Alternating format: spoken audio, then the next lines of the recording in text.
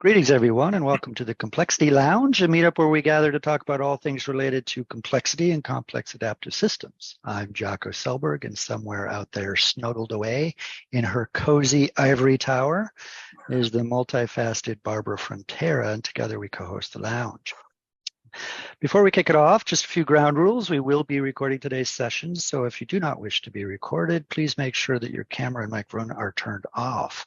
Today, we will attempt our first ever breakout session. So if all goes well, we might possibly follow this up with a Q&A, question and answer period, and hopefully a nice conversation will ensue. The recording will be posted to Vimeo, minus the breakout sessions, on our Complexity Lounge page in the next couple of days, and that is where you'll find all of our past videos from the lounge. Our guest today is Daniel Walsh. Dan is a coach, a consultant, and a founder of New Cognitive and 5wise.com. He specializes in lean and agile coaching, product management, and applied complexity theory.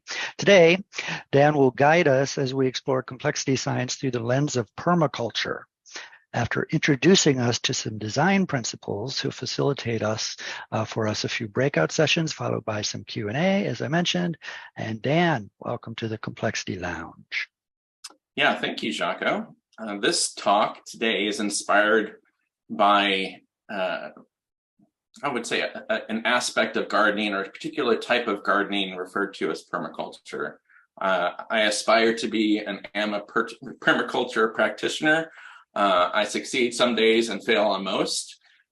This was actually almost like an ad hoc exercise in one of the classes I was teaching. I teach some Cynefin and Complexity Foundations courses, and I threw this in as a module at the end of one of the classes, and people really liked it. And so I thought it would be a fine talk for the Complexity Lounge. So I hope you enjoy it today. Please feel free to utilize the chat as we go.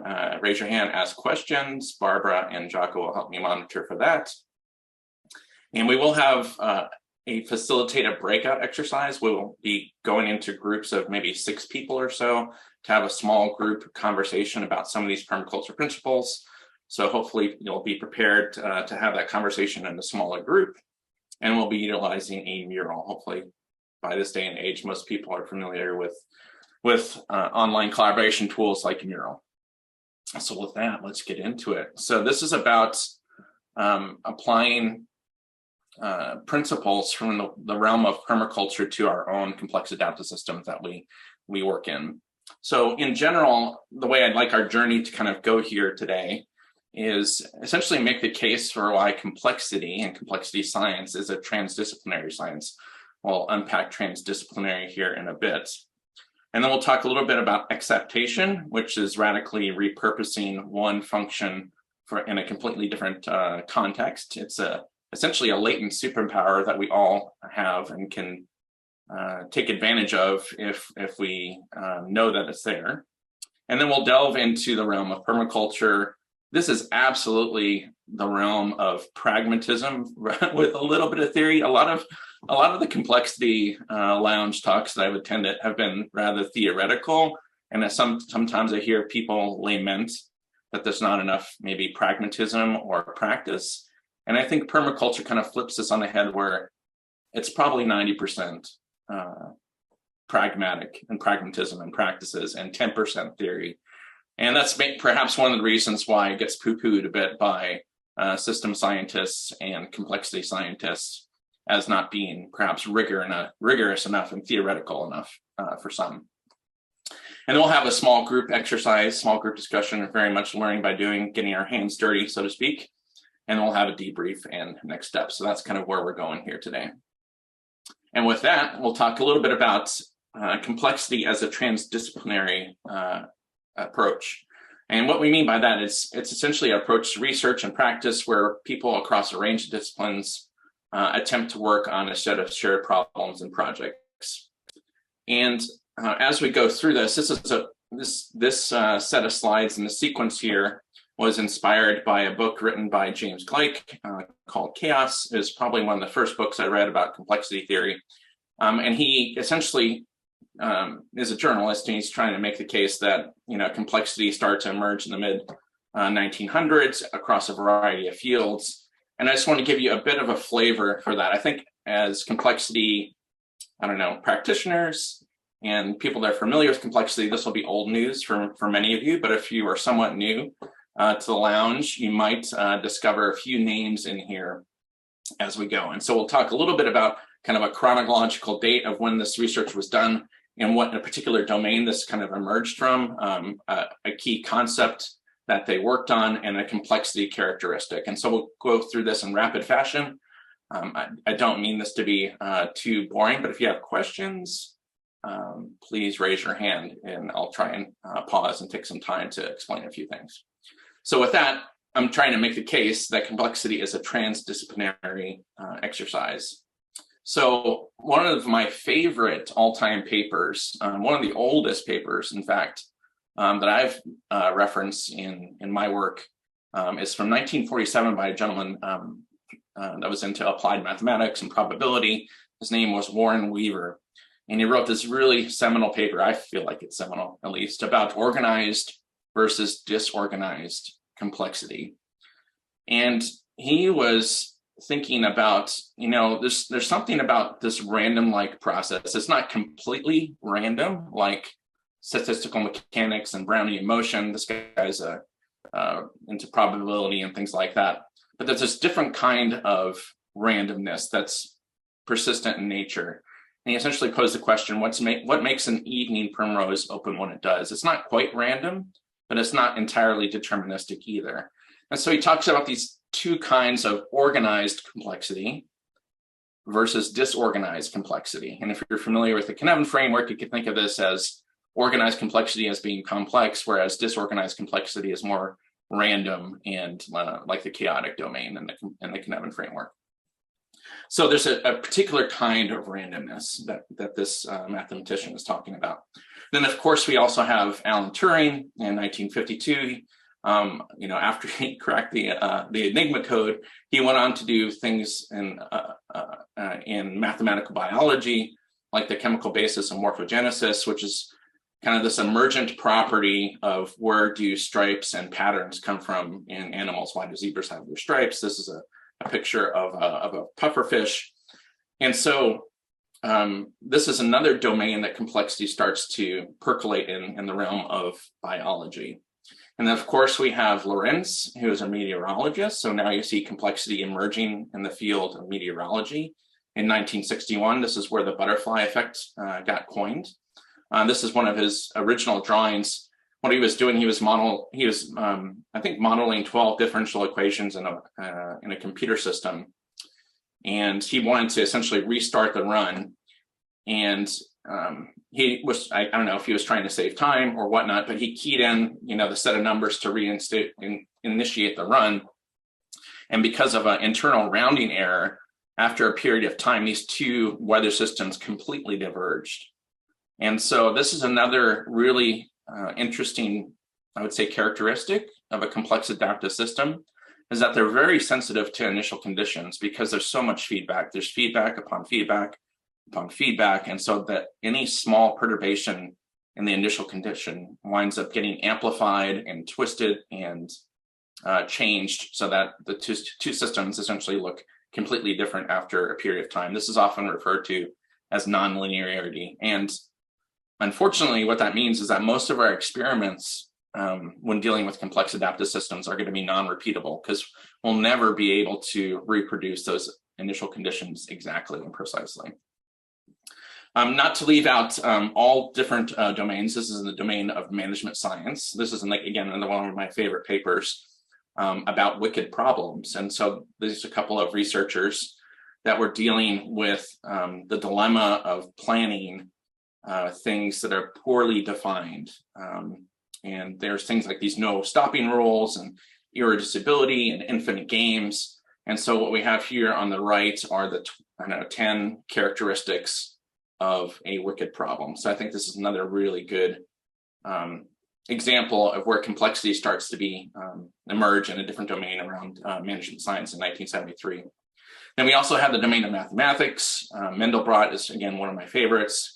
He wrote quite a bit about fractals. This is the Mandelbrot set, if you're not familiar with fractals. self-similarity at multiple levels of the hierarchy. That's another area where complexity science started to get going in the 1970s. And of course, we have Prigogine. I know Jaco is probably halfway or all the way through Prigogine's latest book, The End of Certainty. He was a chemist. He won a Nobel laureate, a Nobel Prize for dissipative structures and thermodynamic systems far from equilibrium. Here's a classic example of that called the BZ reaction, which is a chemical oscillator. I've got a background in chemical engineering, so this is a really, I think, cool experiment from my perspective. And there's this idea of complex adaptive systems in chemistry being far from equilibrium, being irreversible. I think the cover of his book is probably one of my favorite book covers that I've come across in a while. And it's a bit of a metaphor for the arrow of time or the irreversibility of complex systems shooting down Newton's apple from the tree. So that's a little bit about where complexity starts to emerge in the field of chemistry. And then in terms of computational complexity, I think there's a lot of people I could have referenced, John von Neumann, John Conway's Game of Life, but I chose Wolfram for computational complexity. He's been writing about cellular automata, which is based on simple rules and self-replication. So what we have here is one of his 256 rules. This is rule number 110. And the way this works is each line here is being updated based on the simple rule here in the middle to produce a following sequence in the next line. So each of these lines is like a bit of a tick in time that's getting updated one row at a time as we go down this triangle from the top to the bottom. And with rule 110, we start to see some very interesting complex structures start to emerge from this very simple rule. And I think people have gone on to actually prove that rule 110 is Turing complete, which is super interesting as well. It's probably one of the most simplistic Turing complete computational systems.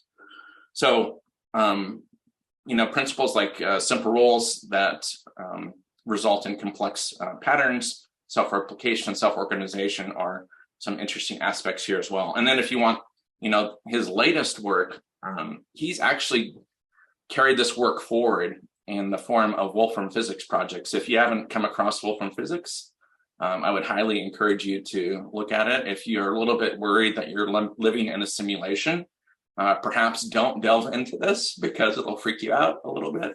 But he's essentially trying to find a way to essentially use hypergraphs to unite general relativity and quantum mechanics. And so it's a bit like this kind of idea of cellular automata where the universe gets updated kind of one step at a time. And it's super interesting work. So that's an area of computational complexity, attempting to rewrite physics as we know it. And in my own practice, I teach complexity classes like Kinevin and complexity foundations. And one of the things I started to notice in my own courses is that we would have people show up to these in a variety of domains, right? We would have people like doctors from healthcare, conflict mediators, policemen. I've had people working in labor unions and teachers and non-government organizations and ecologists and gardeners. And the case, I guess what I'm trying to say with this is that if anyone works with a team of people from the smallest organizations to the largest, we are all working with complex adaptive systems. And one of the, I think, superpowers is that we can accept and borrow techniques from one field, one domain, like chemistry or biology, and use them in our own work. If you're not familiar with exaptation, it's a term borrowed from evolutionary biology. It essentially means that we have one particular function in a creature, in an animal, that gets essentially repurposed in a completely different way. And so the classic example here is that dinosaurs evolved feathers either for heat regulation or sexual display, and then later exapted that function of a feather for gliding and flight. There's no way that dinosaurs would have ever naturally evolved feathers for flight. It needed this almost like an intermediate step, or this repurposing of something for sexual display or heat regulation for this completely different function. So you can think of exaptation essentially as radically repurposing the feather from one function to a completely different form. Another biological example in mammals is the evolution of our ear bones. So the couple of small bones we all have in our ears, those essentially got exapted from the jaw bones of ancient reptilian joints in their jaw. So the bones essentially migrated, toward the center and back of the head, and wound up being ear bones in modern day mammals. And they originally started off as jaw bones in reptilians. I think everyone has heard of exaptation or different examples of this in the world of technology. Again, another classic example is that of the microwave oven. Does anyone know where the microwave oven, where the technology originally originated from? If someone wants to come off of mute.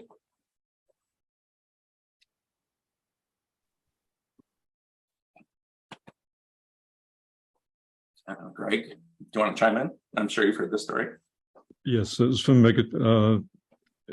radiation, basically, in World War II. Someone noted basically they were working with radio megatrons, and that it's basically a chocolate bar melting in their pocket.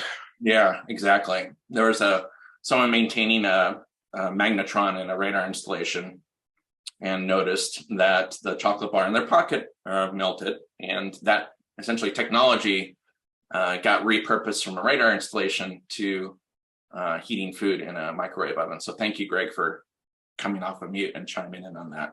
Here's another example, bubble wrap. Does anyone know where bubble wrap exapted from? This is a bit more esoteric, so I don't suspect that people know, but this one got started as wallpaper. Someone made some three-dimensional wallpaper, and they thought that was a good idea. I've got a 7-year-old boy at home. I can't even imagine what bubble wrap wallpaper would look like and what that experience would be like in my house.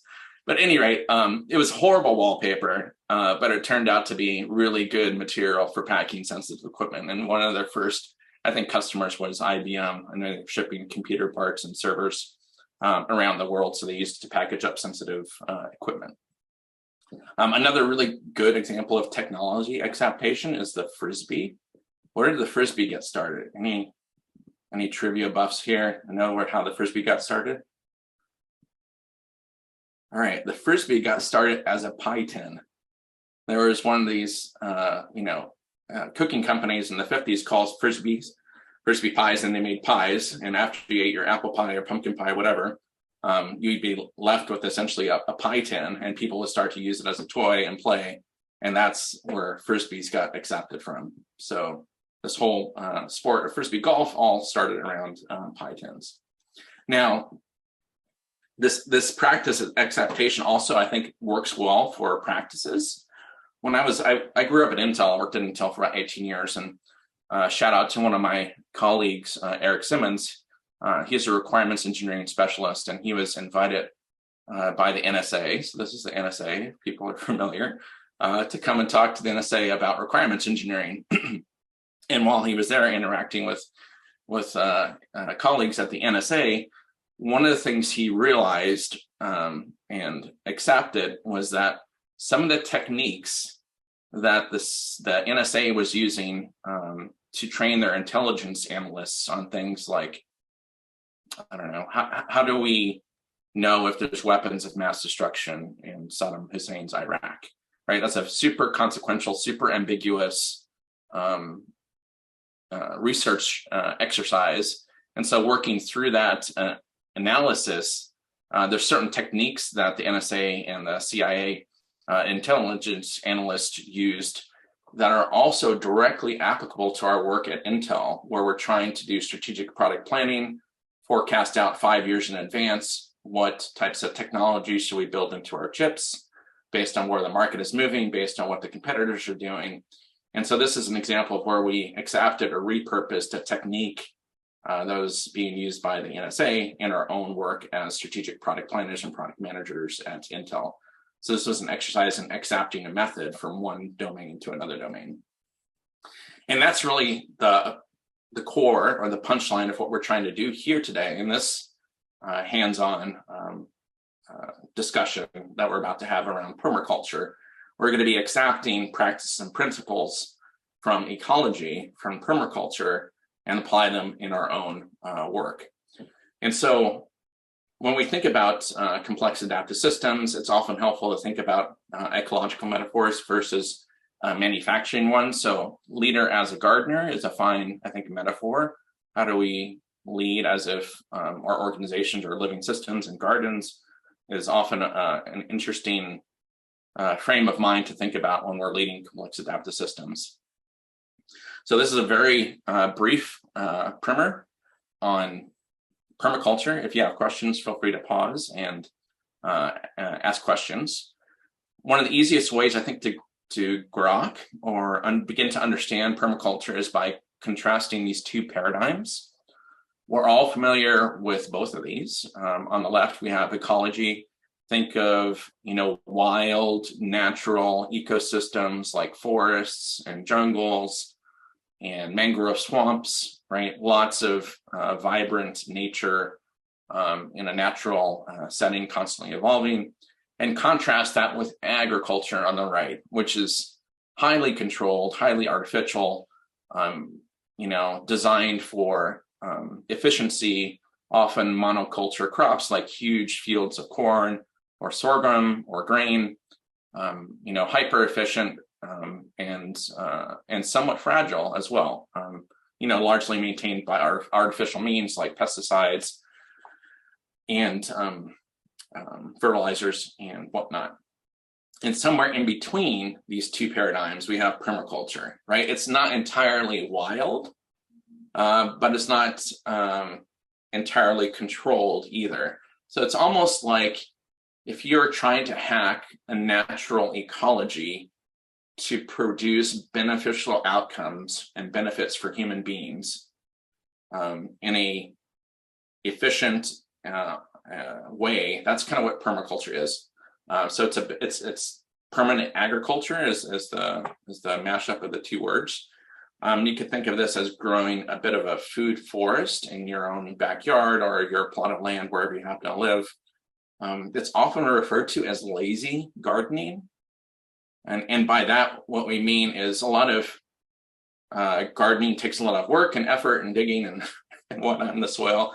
But if you apply these permaculture principles, you have essentially an easier way of living because the plants take care of themselves, the animals take care of the plants.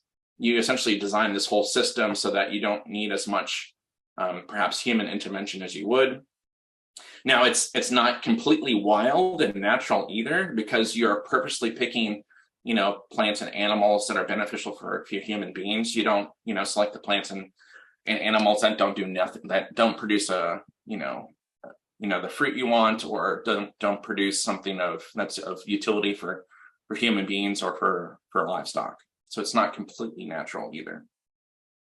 So I think it's a nice middle ground, and I need to find a better Creative Commons picture of Bill Mollison, but he's really, at least for me, the founder, the father figure in permaculture. And he defines permaculture as the conscientious design and maintenance of agriculturally productive ecosystems which have diversity, stability, resilience of the natural ecosystems that we're familiar with. And if you read his book, he constantly references Prigogine in his books. And so he is very much, complexity aware, complexity informed. And he's been, working at this for, 30 plus years. And I think he passed away, maybe 10 or so years ago. And so he's no longer with us, unfortunately, which really makes me sad. And the reason I like permaculture as an example to delve into is because it absolutely is based on complex adaptive systems. We're talking about plants, we're talking about animals, we're talking about whole systems and ecologies, right? But it's also got this, artificial aspect of engineering and ecology, of designing an environmental system and constructing new systems for the benefit of humanity. Plus, it's very pragmatic, simple concepts that are regenerative and resilient. This is a wide, movement. We're talking about, people, working on farms with various degrees of, perhaps formal education and training in complex adaptive systems theory. So the language and the concepts here, I think, are very pragmatic and approachable. And so this is why I'm kind of characterizing permaculture as, maybe 90% pragmatic with a little bit of complexity theory. And the other thing I like about the permaculture principles, there's 12, and we're about ready to delve into it, is that it's really a cohesive set that should be considered as a whole. And it's been field tested typo, iterated and evolved over 30 years. And it's really a process to think through the design and engineering challenge of developing a new ecology, a new ecosystem. And maybe I pause here for a bit, but have you reflect on other sets of principles that you may have come across in your own practice. So, for example, one of the reasons I really like lean manufacturing, lean product development, is it was a cohesive set of principles that evolved, starting with, things like interchangeable parts in the US Army, and then obviously popularized and widely researched at Toyota as a Toyota production system. So it was kind of a thing, right? The Toyota production system was a thing for decades and still is. And it's robust, and it's evolved and iterated over the years. And it's a cohesive set. Now, maybe contrast that with, like the 12 agile principles, right? So a bunch of white men literally went up a mountain, wrote down 12 principles, somewhat disjointed, at least to me, didn't really exist as a cohesive form in practice at an existing institution. It was more of like cobbled together. And so maybe that's an interesting contrast for developing a cohesive set of principles that have evolved and been, tested in practice over decades versus cobbling together a bunch of principles and practices from across a variety of domains. So these are the 12 permaculture principles. We'll, unpack these kind of one at a time as we go through here. But before we do that, I want to kind of get your heads into the right space. So we're about, the reason we're going to walk through these 12 principles is it's an exercise in exaptation. So much like the NSA example, we are going to we're going to borrow some of these ideas from this realm of ecology and permaculture and reflect on them and see if they fit with our own context back at work with whatever complex challenge we're dealing with. So as individuals, please consider a complex challenge that you'd like some help with. And by complex, I mean, definitely think of it as like an ecology, like, dozens, if not hundreds and thousands of people and organizations, a very large, complex situation that you're dealing with. And imagine you're going to have an expert, complexity consultant come in and help you out. And they're going to lecture you on 12 principles and propose that these 12 principles will help you mitigate, address, think differently about your complex adaptive challenge that you're working with. So please, as I go through this, grab some paper, take some notes and reflect on these principles and make a note of anything that's of particular interest. Maybe you spark an exaptive connection, like, oh, I could totally repurpose this principle in my context, and here's how. Some of the principles are pretty much low-hanging fruit. It doesn't take a lot of work to exapt them, to repurpose them in your context, whereas others might need a little bit more time for reflection and thinking about to see how these complex principles apply to your work. So that's where we're going over the remaining time here. So please prepare to take notes, and we'll jump into this. Any questions so far before we get started with the 12 principles? All right. So principle number 1, observe and interact. By taking time to encourage and engage with nature, we can design solutions that suit our situation. So I think maybe a different way of thinking about this principle is to observe a lot and then interact. There's another saying in permaculture that you need to live with the land for 2 years to become a part of it, prior to doing major interventions like groundwork, building slopes, or cutting down trees, planting new trees, etc. An example here, at least for me, was in Texas is, we attempted to grow and plant citrus trees in the ground many times. And I thought we could just cover them and we'd be fine, after a number of years when they grew up. But eventually, we had a couple of cold snaps and the trees would grow up and they become bigger and bigger in the ground. And I've finally essentially given up. I live in Central Texas in Austin, and planting citrus trees is essentially a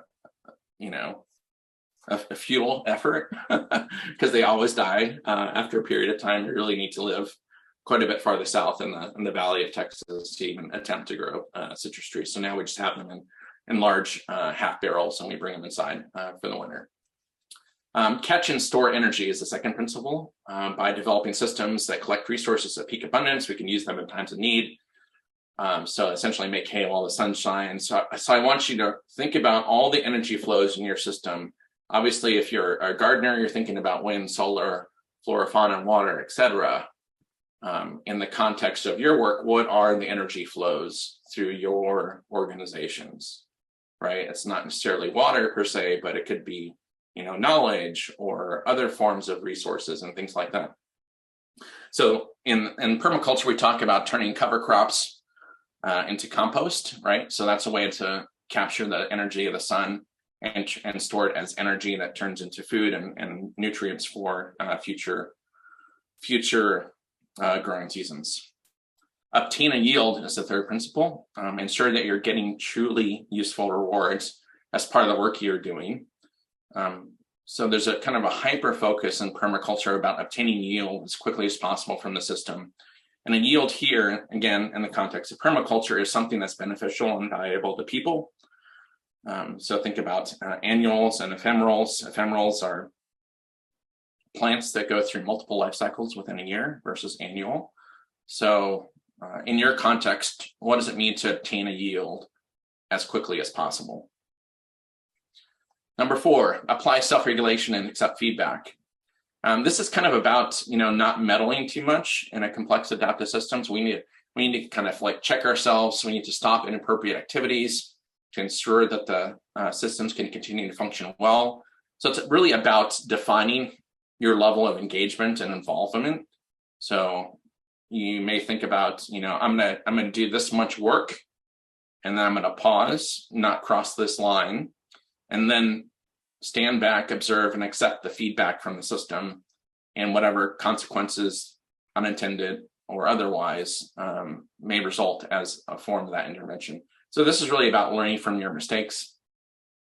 At least in my case, we have some gravel pathways in our backyard, and I was always tempted to kind of continually to meddle with them, and pick out little weeds as they sprout it through, as opposed to saying, okay, I think that's enough gravel.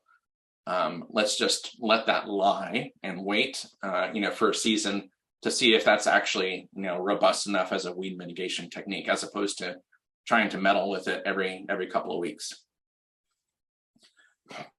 Principle 5, use and value renewable resources and services. Let's make the best use of nature's abundance and reduce our consumptive behavior and dependence on non-renewable resources. I think a nice variation or alternative for this one for me is to favor biological solutions over artificial ones, right? Let nature do its thing and take its course. So think about, crop rotation instead of fertilizer, chickens to eat pests instead of pesticides. So in the context of your work, what does it mean to value natural biological solutions over artificial ones? Number 6, produce no waste. By evaluating and making use of all the resources available to us, nothing goes to waste. There's this cool acronym called MOOP, which is matter out of place. As a lean practitioner, this one was really interesting for me. What matter out of place essentially means is that in natural systems, there isn't waste. There isn't really waste in a forest, right? Or in a swamp. Everything gets used and gets consumed. So waste in our setting is really just an unused resource. It's a resource that's out of place. It's not where it intends to be. Perhaps it never should have been produced, or perhaps it's just misplaced. Waste creates work. And so if you want to be a lazy gardener, anytime something's producing waste, you're gonna have to do some work to mitigate that. So think about composting, minimizing the transportation time, farm to table, concepts like that. I think is interesting. Design from pattern to details, principle number 7. By stepping back, we can observe patterns in nature and society. These can inform the backbone of our designs, and then we fill in details essentially as we go. So when it comes to designing an ecology, this principle basically says you need to start with the larger ecosystem patterns before you jump in and do the nitty-gritty design details of your bed or whatever you're trying to plant in a season. So think about things like annual rainfall patterns, seasons, land topology, etc. One example in my own case as a amateur permaculturist is we planted some apricot trees. And one of the things I didn't realize is that in our part of Texas, we selected an apricot tree that needs a certain number of chill hours, which is essentially, defined as like 32 to 45 degrees Fahrenheit, certain number of days and hours that the tree needs in order to set fruit for the following season.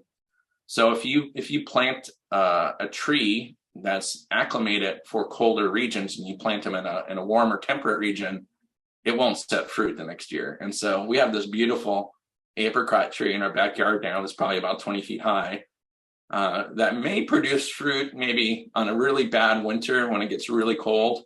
I don't know, something like once in 10 years, we might get a crop of apricots out of that tree.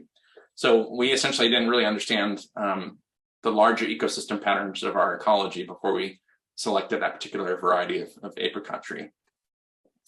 Integrate rather than segregate. So by putting the right things in the right place, relationships develop between those things and they work together to support each other. So this is all about functional interconnectedness. I think there's a nice heuristic here that each element in your permaculture ecosystem serves 3 functions, and each function supports 3 elements. So for example, think about a chicken, right? A chicken gets fed by grass, it gets fed by rotting vegetables, it gets fed by seed and pests. So there's lots of things that serve the chicken, but it also produces multiple functions, right? You get eggs, you get something that helps to spread seeds and take care of pests. And of course, if you're into eating chickens, you also get that benefit as well. So this is really about synergy. The whole is more than the sum of the parts. There's lots of permaculture principles around companion planting. So plants that help one another out and guilds and things of that nature. So planting sets of things together so that they have synergistic beneficial effects. Number 9, use slow and small solutions. Slow and small, it's easier to maintain than big ones, making better use of local resources and producing more sustainable outcomes. So this is really about making small bets, and the bigger they are, the harder they fall. So we don't want to do that when it comes to introducing new species and making big bets in your ecology. And slow, it's a bit of an interesting way to think about this, because slow means you have more time and more opportunity to observe feedback. So think of test beds and doing small experiments in your garden. Number 10, use and value diversity. Diversity reduces variability, reduces vulnerability to a variety of threats, and takes advantage of the unique nature of the environment in which it resides. And so this principle is really about reducing risk, increasing resilience, not putting all your eggs in one basket. On a permaculture farm, if you want to grow a fruit tree like an apricot tree, many of them would advocate for, if you want to plant, 3 apricot trees, don't select the same variety. Choose 3 different varieties of apricot trees rather than just one. So, and then if you're going to plant 20 fruit trees, select multiple types of fruit trees: peach, pear, apple, plum, etc., versus all just apricots like an orchard. Principle number 11: use edges and value the marginal. So this is about the interface between things where the most interesting events take place. These are often the most valuable, diverse, and productive regions in the system.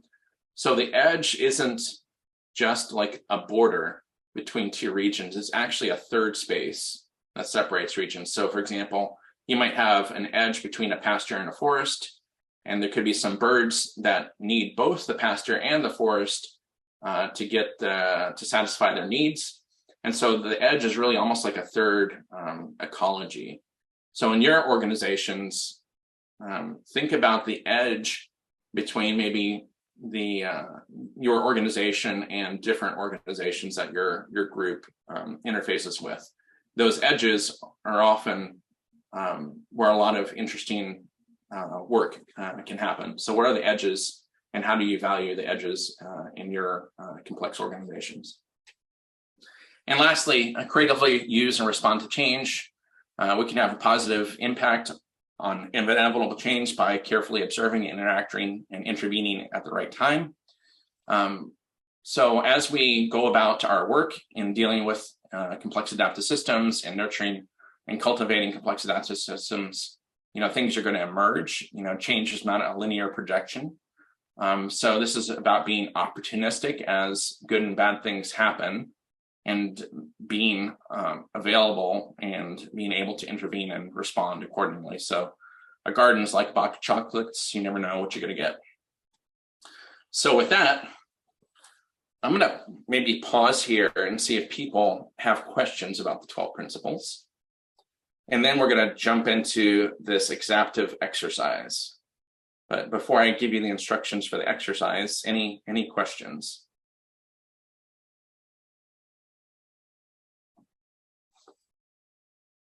All right, I think we should shoot for 20 minutes in this exercise. I think we have 19 people, so Barbara, maybe 3 groups would be great.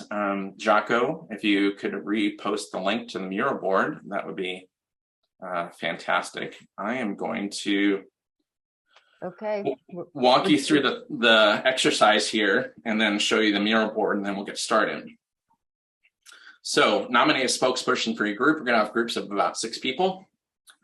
Discuss a principle that inspired you or caught your attention. What does this principle mean in the context of your own complex challenge or complex adaptive environment? How might this principle be exapted or repurposed to inform your work? And then go on to the next principle and repeat until the time is up. In the mural, if everyone could migrate to the mural, if people aren't familiar with mural. Am I still sharing? I think I am. Good. There's this button to navigate over here, right? That gives you this outline mode. You can click on each of these and see the description, the exercise instructions if you forget. And then as you're having your conversation over one of the principles, you could double click, create a sticky note, take notes. I would encourage the groups to maybe all pick a different principle to work on, right? So there's a bit of a first mover advantage here. So again, reflect on the principle. How does this apply? What does this mean in our context? And after 20 or so minutes, we will come back to the plenary session and have a short debrief on these principles. All right, last opportunity to ask questions about the principles before we jump in. All right, with that, Okay. Barbara, All right, I'm doing this. engage the breakout rooms. If you and we'll don't see you in about actually 20 get, minutes. let me know if you don't get assigned to a room. Dan, Jocko, and I will probably be bopping in and out. So you may be a group of 6 or you may be a group of 5. So bear with me. Here we go. Welcome back. Hopefully that was a fruitful, no pun intended, exercise for folks.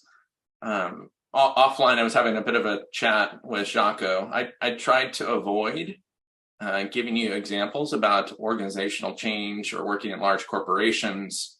I didn't want to necessarily anchor you guys with examples of how a particular principle applies with an example.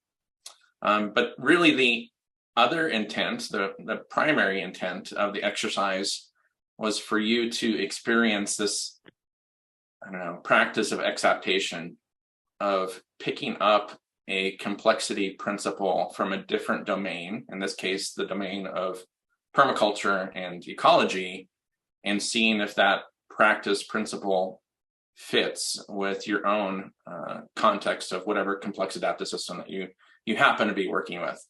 And so getting out of our echo chamber and learning from other transdisciplinary domains like, I don't know, psychotherapy or conflict negotiation or teachers is often a very helpful practice when learning about how to deal with the complex adaptive systems that we work with.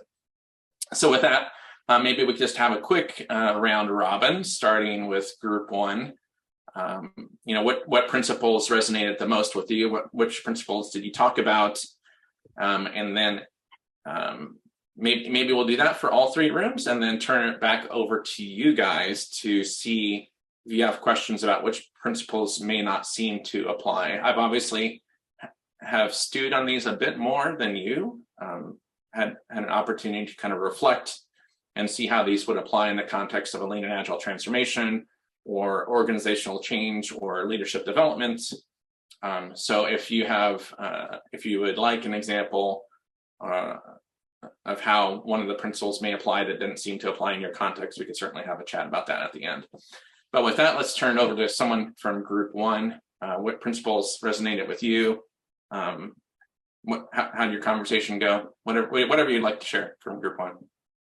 Okay, I was just going to touch on 3. I think we spent the most time on Dan. So we talked around edges and boundaries. You know, this is really around the interaction of groups, basically, both from a conversation and basically from an interface perspective. I think that's one of the things that a lot of people actually miss. I did really like the concept of this being the boundary being the third space. It's a nice ecology perspective. We also touched on small and slow. You know, you mentioned in passing around the 90-day, the focus on that.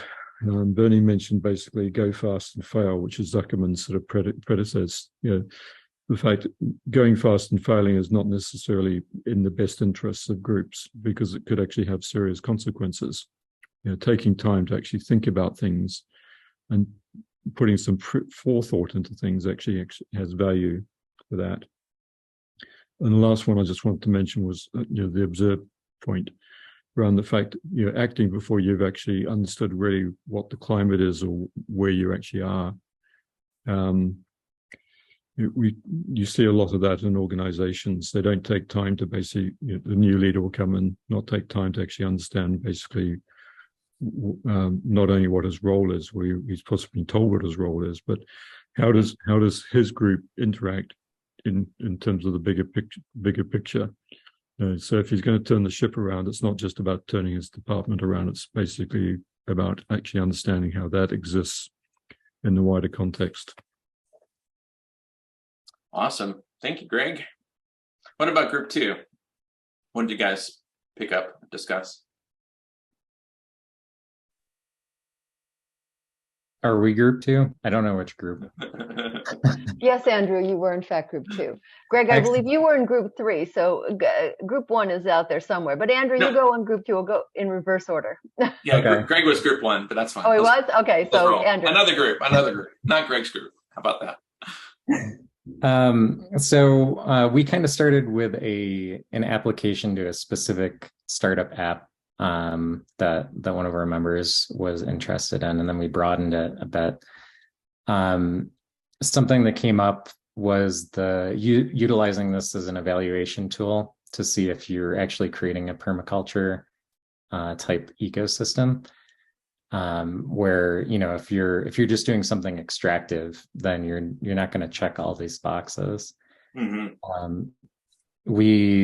There was a design consultancy that had a really interesting approach to basically being a sparring partner with a champion within an organization in order to grow the capacity to kind of create this change. And that very much starts with number 10, use and value diversity, mm-hmm. by finding someone who's thinking differently and cultivating their capacity to interact with the organization more in a more integrated way. So that also checks into number 8, where you're actually, instead of coming in and trying to impose new structure and new order on an organization, you're actually growing it from within. So you're already working with the structures that are integrated. Something that Kyle brought up was, being in kind of a risk-adverse environment. Sometimes organizations want to kind of fall back on old practices like Six Sigma or whatever. And when those inevitably kind of fail or hit their stumbling blocks, you can, utilize number 12 to see what happened there. And then basically, instead of having those failures as a waste, so number 6, you can actually utilize them in order to, observe and interact. So I'm checking box 1 there too.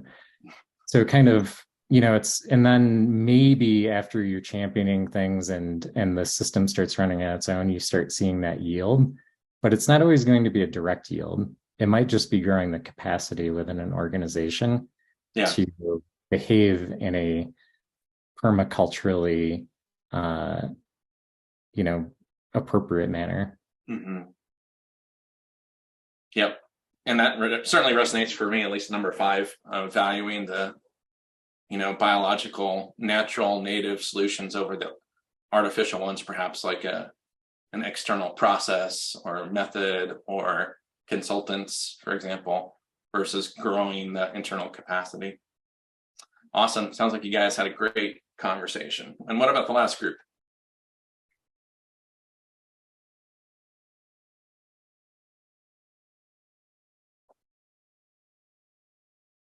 If not, we can certainly group 3, did you not nominate a spokesperson? Come on. I think we were thinking Subi was, but she just jumped off on us. So I know she took notes. All right, Joyce, you're up. Okay, so all right, team, have my back here. So one of the questions was at first was trying to distinguish between element and function. Yeah.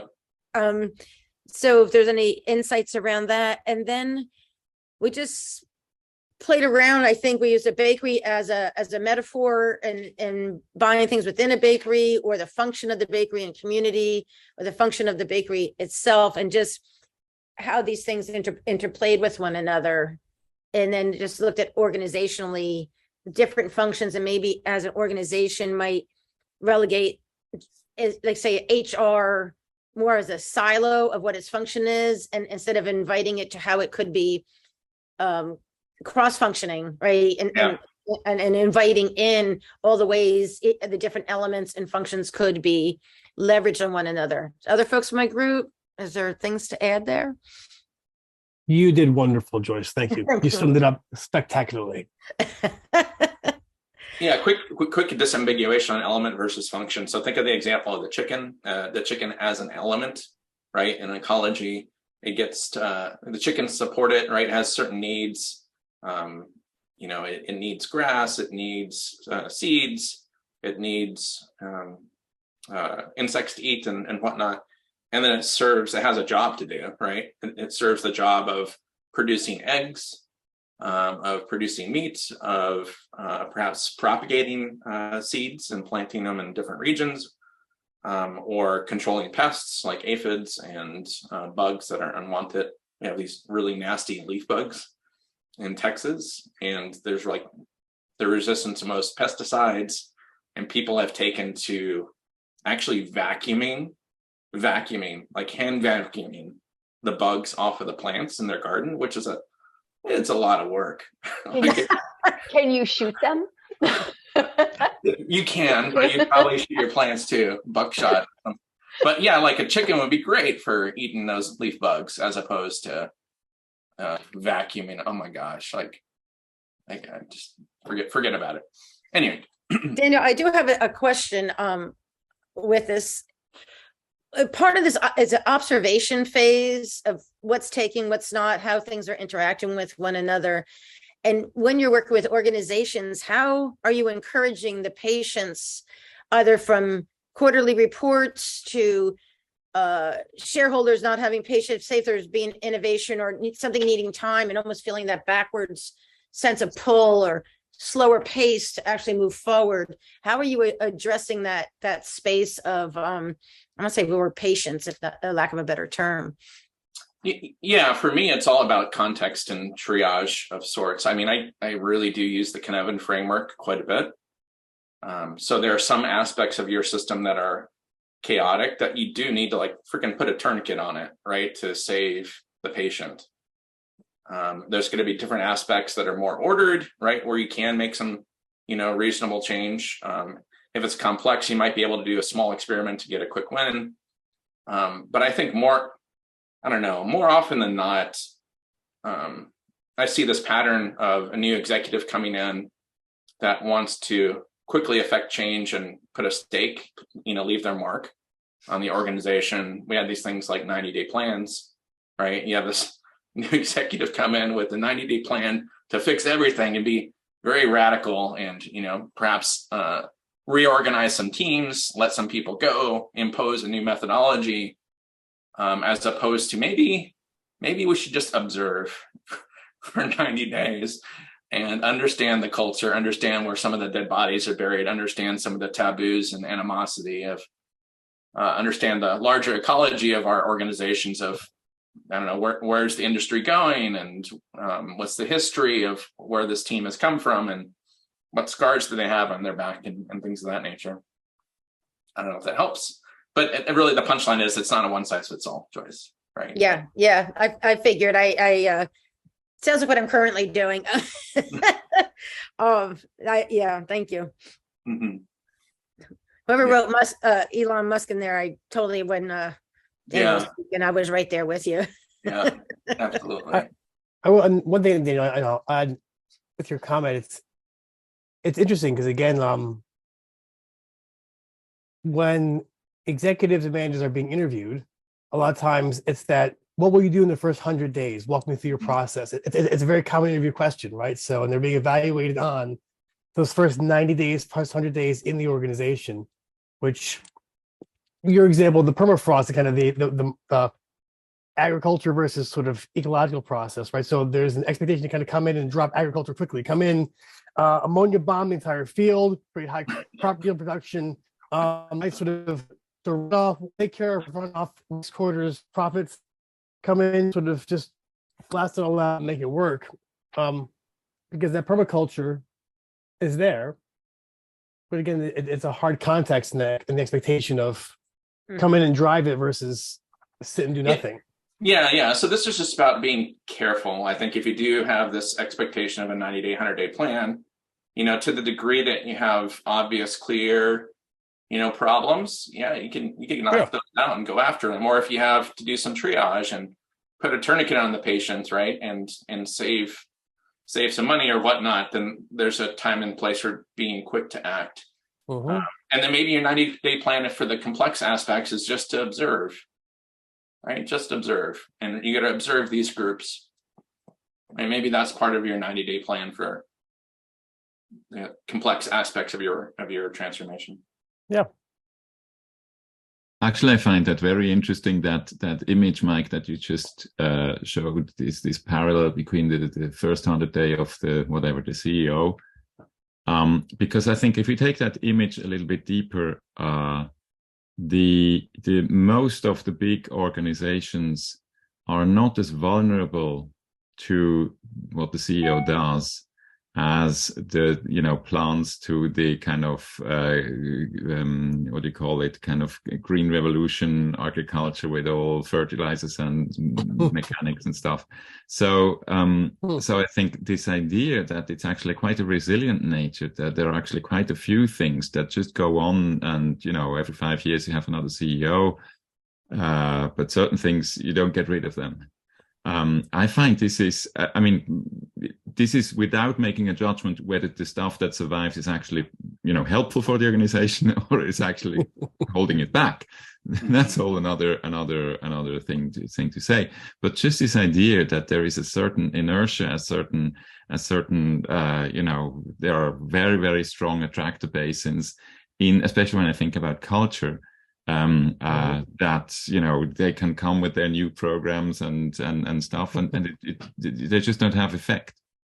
I think the counterpoint to that would be basically what Walsh did with GE, but if you go back and look at the history of that. Yeah.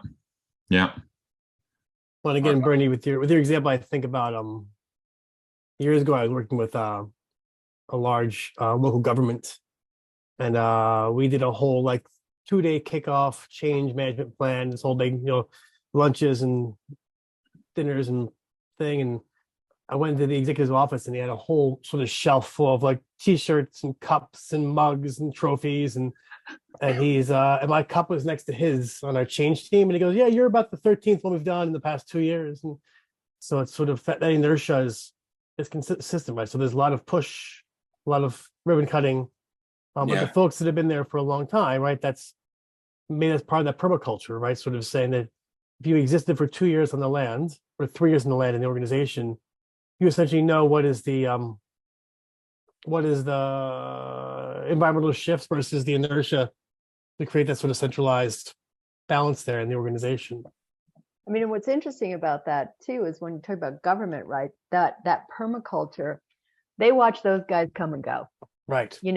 You'll be here for a couple of years, but I'm in it for the long haul. I'll be here. I'm going to do my 20. Yeah, I am the permaculture, right? Yeah. I'm your permaculture. What are you going to do?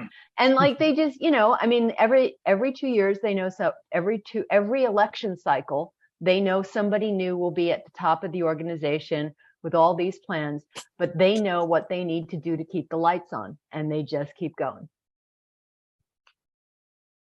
Building on what Greg has said, the counterexamples, it would be interesting to look at that in organizations. I was just thinking when you think about nation building, I always get this very frustrated conclusion that it's much easier to destroy nations than to build them. But when you take, so you have Jack Welch with GE, you have in ABB, you had Percy Barnevik, who had this idea of catch as catch can. So it was very strong in terms of giving an entrepreneurial culture to people being the head of a 70-person factory. But there was no cohesion, there was no coordination. And, some people have said we spent the last 20 years unsuccessfully trying to undo what Percy Barnevik did to our culture there. So again, without judging what is good and what is not good, kind of understanding what is the difference between these kind of radical changes that are at least successful in the change. Are they also, building something, or are they just destroying stuff? And if there are the ones that build, how can we learn something from there? That would be interesting. Mm-hmm.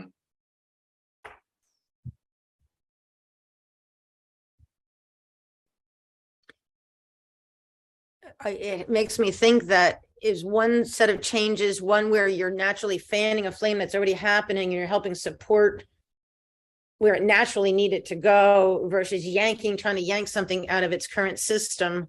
And there's no attractor over here that allows everything else to move around it. So it's discombobulating because there's no central attractor.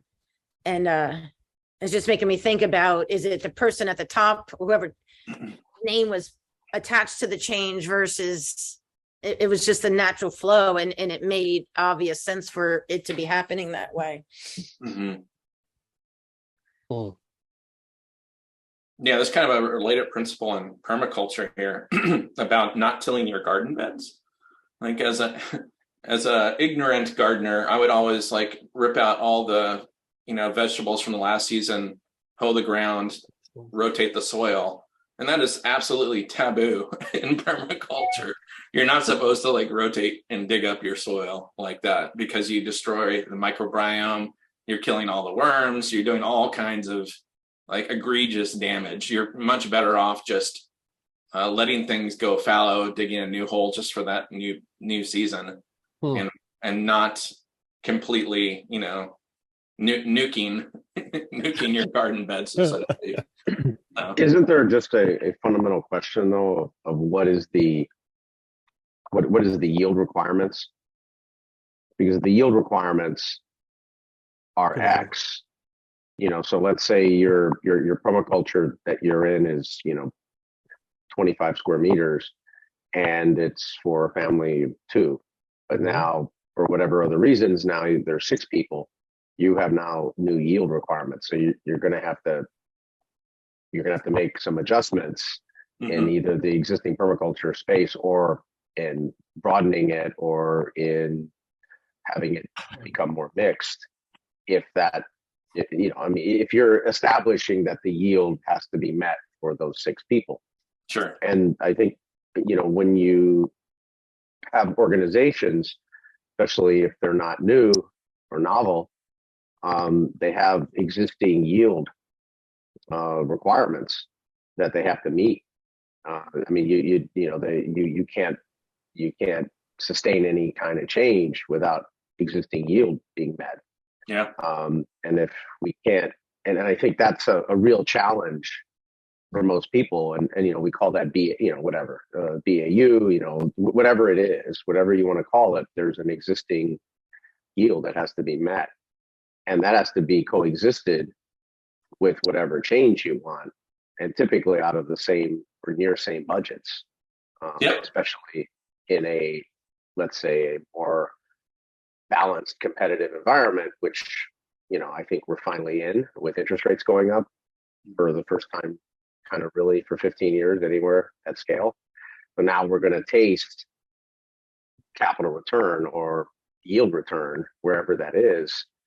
That means your next dollar or next hour you put into something has to actually have some measurable yield relative to something else. Yeah, I love that.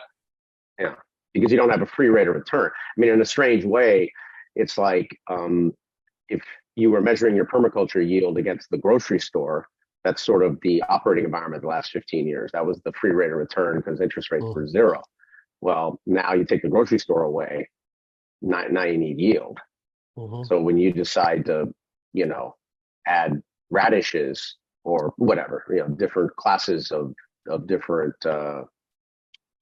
species, you're looking at maybe their compounding or multiplier effects, because you need, for that hour invested or that dollar, whatever that unit is of input, you need to have a higher rate of return on that. Does that make sense or no?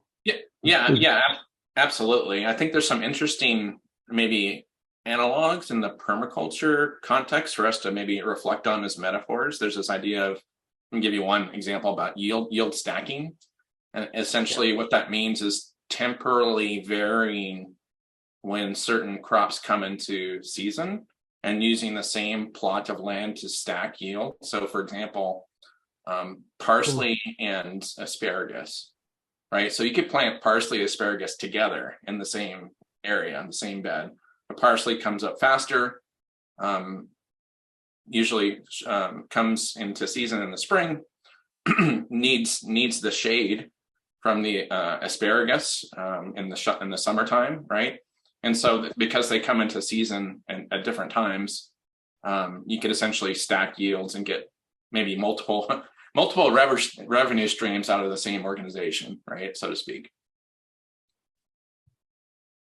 But then I typically try and look at it from a capability perspective, not the yield, because the yield tends, you're driving yourself towards a discussion around tragedy of the commons. And there's different kinds of yield too, like knowledge as a resource. Is this team, generating knowledge, usable knowledge for future products, for example, as a form of yield, as opposed to dollars as yield? Yeah, but regarding capabilities, it may be good to, when you first met a garden or you see a garden, is to assess its capabilities. That may be what will be the dispositional states or adjustment possible for this garden. Maybe it's better to just start with, for example, apples or berries, and then you can think about tomatoes or something else. Yep. So I could also imagine you could even, do the parallel with this analogy of the garden, that if the existing if the existing way in which that capability to deliver a certain return was upheld is in crisis, as it was, for example, in some bad examples of the Green Revolution, monocultures. When there is a crisis, you have a higher possibility to actually change the system and go into, whatever permaculture or similar way of producing that was. And I could imagine that could be the same with organizations, that the readiness to change is higher when this exists, when it's not just going badly, but they understand that the way they produced the existing results is under threat and is under crisis. Interest rates might be one example. The the threat to the supply chain is another one at the moment. Digitalization could be one. So I think in that sense, at the moment, we're not in such a bad situation when you look at change readiness. Mm-hmm. There's a bigger case for change. It's not necessarily comfortable, but there is a big case for change, yes. All right. I do want to kind of tie a bow on this talk, and I'm happy to hang out and answer questions after. But before we leave this slide, did anyone have a particular principle that didn't seem to apply or they were confused with? If not, we'll call this a success and say that there's a lot we can learn from permaculture gardeners. All right. Permaculture. I'm gonna wrap with this quote from Mollison. Though the problems of the world are increasingly complex, the solutions remain embarrassingly simple. So really the core, the essence, the heart of this talk and this exercise was about looking outside of our own echo chambers, whatever domain or practice that we're in, whether we're a coach, a psychologist, a healthcare practitioner. Maybe there's some methods and practices that we can borrow from other domains, because complexity science is a transdisciplinary affair. So the next time you encounter a really challenging, complex, problem that you're dealing with, a wicked problem, if you will, don't be afraid to look beyond your own domain for possible solutions. So with that, I will thank you for your time and attention, and I'm happy to hang out and answer more questions, but this is a good way to wrap up. So thanks for the opportunity, Jacques and Barbara.